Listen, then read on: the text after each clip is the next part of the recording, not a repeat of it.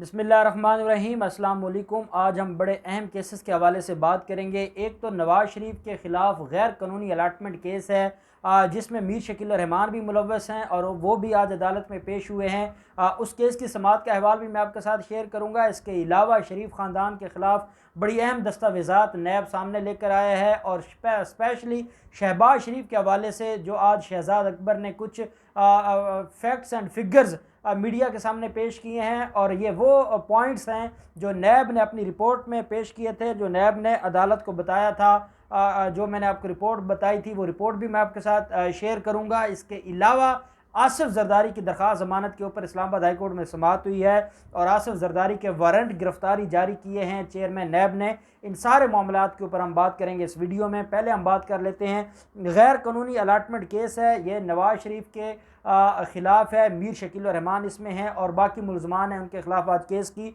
समाअत हुई है। जज हैं असद अली साहब, एहतसाब अदालत लाहौर के जज साहब हैं, उनकी अदालत में केस की समाअत हुई है। मीर शकील रहमान जुडिशल रिमांड पर हैं और उनको अदालत में पेश किया जाता है और वो इस वक्त सर्विसेज हॉस्पिटल में हैं और उनके बारे में मुख्तलिफ ख़बरें हैं। एक उनका बड़ा करीबी शख्स है, जानने वाला, वो ये कह रहा था कि जो मीर शकील रहमान है और मीर शकील रहमान के ख़िलाफ़ जो जितने मामलात हैं वो सारे के सारे ये बताते हैं कि मीर शकील रहमान तो सर्विसेज हॉस्पिटल में भी नहीं है, बल्कि वो इस वक्त भी इंजॉय कर रहे हैं अपनी लाइफ को, और वो ये भी सुनने में आया कि वो घर चले जाते हैं, रात उनकी घर गुजरती है। जो भी बात है अब ये अल्लाह जानता है, लेकिन हकीकत ये है कि वो जेल में नहीं है, सर्विसेज हॉस्पिटल के एक VIP रूम में हैं। 12 मार्च को वो गिरफ़्तार हुए थे और आज तक वो वहीं पे हैं जो सर्विसेज हॉस्पिटल में। एक दफ़ा किसी ने दरख्वास्त फ़ाइल की थी लाहौर हाई कोर्ट में कि उनको वापस जेल भेजा जाए, लेकिन उस दरख्वास्त के ऊपर ऑनरेबल लाहौर हाई कोर्ट ने उसको अर्जन कर दिया था 3 माह के लिए और वो दोबारा केस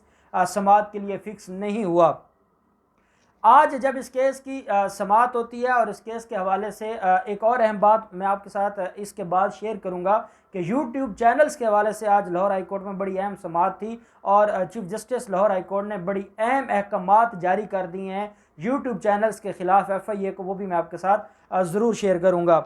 आज जब अदालत में पेश हुए हैं तो नवाज़ शरीफ के ख़िलाफ़ जो कार्रवाई चल रही है वो है बड़ी अहम कार्रवाई है कि उनको इश्तिहारी डिक्लेयर किए जाने और उसकी रिपोर्ट आज अदालत में सबमिट करवाई गई है। मीर शकील रहमान के खिलाफ फर्द जुर्म आयद होनी थी और बाकी मुलज़मान भी अदालत में पेश हुए। जब अदालत में रिपोर्ट सबमिट करवाई गई तो ये बताया गया कि उनको जो रिपोर्ट है वो अदम तमील है, जो अमला है वहाँ पर सफारत खाने का पाकिस्तान का वो गया है, लेकिन उन्होंने जो इश्तिहार है या वारंट है वो तामील करने से और वो वसूल करने से इनकार कर दिया, जिसकी बुनियाद पर उनके खिलाफ ये कार्रवाई शुरू हुई है।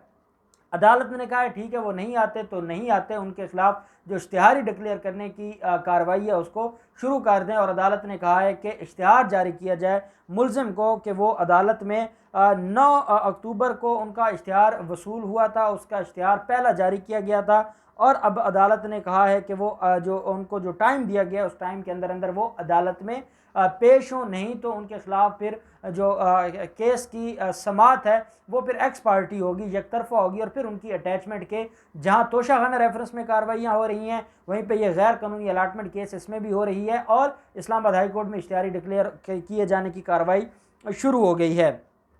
अदालत में ये बताया गया कि नवाज़ शरीफ की मॉडल टाउन जो रिहाइश गाह है उसके ऊपर भी चस्पा किए गए हैं, अवेज़ा किए गए हैं और रायविंड की रिहाइश गाहों पर भी इश्तिहारात अवेज़ा कर दिए गए हैं और इसमें जो इस रेफरेंस के अंदर मीर शकील रहमान, नवाज़ शरीफ, साबिक director general DG Lahore development authority LDA, Humayun Faiz Rasool और बशीर अहमद जो रेवेन्यू के अफसर थे, ये 4 लोग इसमें मुलव्वस हैं। अदालत में नैब प्रोसिक्यूटर पेश हुए हैं और उन्होंने अदालत से ये कहा है, जो प्रोसिक्यूटर है नैब के, उन्होंने कहा है कि मीर शकील रहमान ने उस वक्त के वज़ीर आला नवाज़ शरीफ की मिली भगत से एक कनाल के 14 प्लाट इस्तिस्ना पर हासिल किए। उनका यह भी कहना था कि मुलज़िम का इस्तिस्ना पर एक ही इलाके में प्लाट हासिल करना इस्तिस्ना पॉलिसी 1986 की सरीहन खिलाफ वर्जी है। प्रोसिक्यूटर ने यह भी बताया कि मुलज़म मीर शकील रहमान ने नवाज शरीफ की मिली भगत से 2 गलियां भी अलाट शुदा प्लाटों में शामिल की और अपना जुर्म छुपाने के लिए प्लाट अपनी अहलिया और कम सिन बच्चों के नाम पर मुंतकिल करवाए। बाद अदालत ने इस केस की जो समात है वो 10 नवंबर के लिए मुलतवी कर दी और मुलज़म मीर शकील रहमान को कहा कि 10 नवंबर को आपके खिलाफ फर्द जुर्म आयद होगा। और जो दूसरे मुलज़म हैं इसमें नवाज शरीफ उनको कहा है कि 10 नवंबर तक आप अदालत में सरेंडर करें, नहीं तो फिर आपकी जो प्रॉपर्टी अटैचमेंट है वो कार्रवाई शुरू हो जाएगी। अब इसमें जो बड़ी अहम समात होने वाली है और जो इसमें बड़ा अहम काम था वो था यूट्यूब चैनल्स के हवाले से आज लाहौर हाई कोर्ट में बड़ी अहम समात हुई है और उसके अंदर ये बताया गया है कि जो यूट्यूब चैनल्स हैं अदालत ने इस्तफसार किया है कि उनको कैसे रजिस्टर्ड किया जाता है, उसका प्रोसेस क्या है।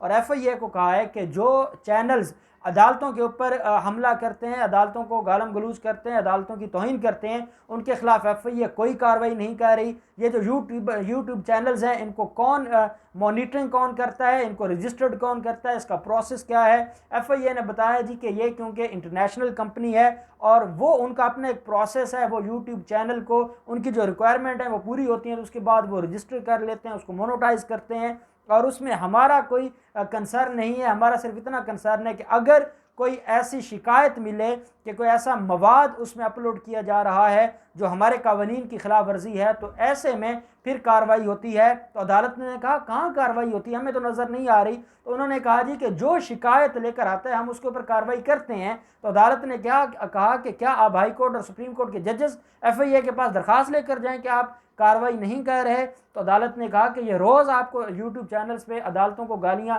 पड़ती नज़र आती हैं, अदालतों के ऊपर इल्ज़ामात लगाए जाते हैं, अदालतों के की तौहीन की जाती है और आप कोई कार्रवाई नहीं करते। तो अदालत ने कहा कि रिपोर्ट सबमिट करवाएं कि ये यूट्यूब चैनल्स कैसे आते हैं, कौन इनको चलाता है, कैसे मॉनिटर होते हैं, इसके बारे में हुकूमत की क्या पॉलिसी और ये सारी की सारी चीज़ें कैसी हैं। मुझे जब ये मैं आज इन सारे मामलात को मैंने देखा, लाहौर हाई कोर्ट में हम मौजूद थे, मुझे एक बात याद आ गई। चेयरमैन PTA के साथ पिछले हफ्ते को 2-3 हफ्ते पहले हमारी एक मीटिंग हुई थी यूट्यूबर्स की लाहौर में। उन्होंने एक बात की थी और उन्होंने ये कहा था कि हम कोशिश कर रहे हैं कि जितने भी यूट्यूबर्स हैं आप हमें कोई ओपिनियन दें और हम कुछ जो पॉलिसीज़ हैं वो बनाने की कोशिश कर रहे हैं। तो किसी ने सजेशन दी हमारे यूट्यूबर्स दोस्तों में से कि यूट्यूब और फेसबुक और जितनी भी ये डिजिटल मीडिया की ऐप्स हैं या वेबसाइट्स हैं इनसे ये कहा जाए कि वो अपने अपने जो रीजनल ऑफिसेज़ हैं वो पाकिस्तान में बनाएं ताकि जो भी शिकायत हो, जो भी मामला हो तो वो वहाँ पर उनके साथ डील किया जाए। तो मैंने अज़राए मज़ाक PTA के चेयरमैन से ये बात की थी कि अगर आप उनके ऑफिस यहाँ पे खुलवा देंगे तो कभी किसी ने जाकर दरख्वास्त देनी है किसी अदालत में, कभी किसी ने अदालत में जाकर दरख्वास्त देनी है, तो वो जो ये रीजनल ऑफिसर्स होंगे वो सुबह शाम फिर अदालतों में पेश होते रहेंगे और तो कोई काम उन्होंने नहीं करना। तो वो फिर मुस्कुराने लग गए। तो खैर अब ये मामला कैसे चलता है, हम इस बात में ऑनरेबल कोर्ट्स के भी साथ हैं, हम FIA के भी साथ हैं कि जो मटीरियल अगर अदालतों की तौहीन हो रही है, अगर कोई ऐसा मटीरियल है जो स्टेट के ख़िलाफ़ है, मज़हब के ख़िलाफ़ है, तो उसको ज़रूर बंद होना चाहिए और FIA को उसके ऊपर कार्रवाई होनी चाहिए। यूट्यूब बंद करने से मसले हल नहीं होंगे। मसला जैसे टिकटॉक बंद कर दिया उससे क्या होगा कि वो लोग मुख्तलिफ तरीक़ों से यूट्यूब तो चला रहे हैं, तो मसला तब हल होगा जब जो उसकी ओरिजिनल है, जो उसकी ओरिजिन है, जो उसका असल इशू है, असल प्रॉब्लम है वो हल की जाए। तो अब देखते हैं इस मामले में भी क्या होता है। दूसरी तरफ ये बताया गया है कि जो शहबाज शरीफ है उसको जी फैमिली है उसके बारे में बड़ी चीज़ें आई हैं। एक तो शहजाद अकबर ने आज इस बात का दावा किया है कि शहबाज शरीफ बड़ी खुफिया मीटिंग्स कर रहे हैं नैब ऑफिस में। अब नैब ऑफिस में कौन सी मीटिंग्स हो रही हैं, कौन आता है उनसे मिलने, तो ये सारी चीज़ें सवालात हैं। अगर अब भी उनसे कोई मिलने आता है तो कौम मायूस हो रही है इन सारे कामों से और मैं नहीं समझता कि अब मज़ीद कोई मीटिंग्स होनी चाहिए और ये इस तरह के कोई काम होने चाहिए। तो इसका जवाब तो शहजाद अकबर ख़ुद ही बता सकते हैं कि कौन मिलने आता है। साथ ये बताया गया है कि शुगर मिल्स जो है शहबाज शरीफ की अल अज़ीज़ शुगर मिल्स अल अरबिया, रमज़ान शुगर मिल और इनमें जो 10 सालों पर मुहित इसका रिकॉर्ड है सारी शुगर मिलों का, उसका फ्रांसिंग करने का, उसकी फ्रांसिंग करने का जो फ़ैसला कर लिया है हुकूमत पाकिस्तान ने, और उसमें यह बताया गया है कि जो कम आमदन वाले मुलाजमीन हैं इन शुगर मिलों के, उनके नाम पर बेनामी अकाउंट्स थे, और जिसमें 22 अरब रुपए से ज़ायद की मनी लॉन्ड्रिंग की गई है शहबाज शरीफ की फैमिली की तरफ से। शहजाद अकबर ने यह भी सवाल उठाया है कि क्या आपके इल्म में नहीं था कि आपके बच्चे क्या कर रहे हैं, या आपके अकाउंट्स में कैसे पैसे आ रहे हैं, या आप फ्लैट्स खरीद रहे हैं वो पैसे कहाँ से आ रहे हैं, या आप अपनी बीवियों को करोड़ों रुपए के गिफ्ट दे रहे हैं वो पैसे कहाँ से आ रहे हैं। तो उन्होंने कहा कि ये सारे के सारा फ्रॉड है, झूठ है। साथ उन्होंने ये भी कहा है कि जो हमारे पास इन तमाम चीज़ों के रिकॉर्ड मौजूद हैं। 12 कम तनख्वाहदार मुलाजमीन के नाम पर अकाउंट्स खुलवाए गए और इनमें 12 अरब रुपए से ज़्यादा की मनी लॉन्ड्रिंग की गई। 7 अरब रुपए कुछ और मुलाजमीन और बेनामी लोगों के नाम पर जाली कंपनियां बनाई गई, और अगर इनमें इनकी तफसील में जाएँ तो ये मामला बहुत आगे चला जाएगा। शहजाद अकबर ने कहा है कि एक अकाउंट से 2016-2017 में मलक मकसूद नामी चपड़ासी उसके अकाउंट में 3.7 अरब रुपए की मनी लॉन्ड्रिंग की गई और मुख्तलिफ खातों से वो वहाँ पर ट्रांजैक्शंस होती रहीं। साथ उन्होंने ये भी कहा कि जो दूसरा शख्स है वो रमज़ान शुगर मिल के एक चपड़ासी मोहम्मद असलम है, जिनकी 18-20 हज़ार तनख्वाह और उनके अकाउंट में 2014 से 2017 तक 2.3 अरब रुपए जमा कराया गया। इस तरह रमज़ान शुगर मिल के क्लर्क अज़हर अब्बास 2011 से 2014 तक 1.67 अरब रुपए जमा करवाया गया। उनका कहना था कि रमज़ान शुगर मिल के क्लर्क गुलाम शकूर के अकाउंट में 2011 से 2014 तक 1.57 अरब रुपए जमा कराया गया। रमज़ान शुगर मिल्स के अकाउंट्स क्लर्क जो अकाउंट क्लर्क था उसके खिजर हयात के अकाउंट में 2010 से 2014 तक 1.42 अरब रुपए जमा कराए गए।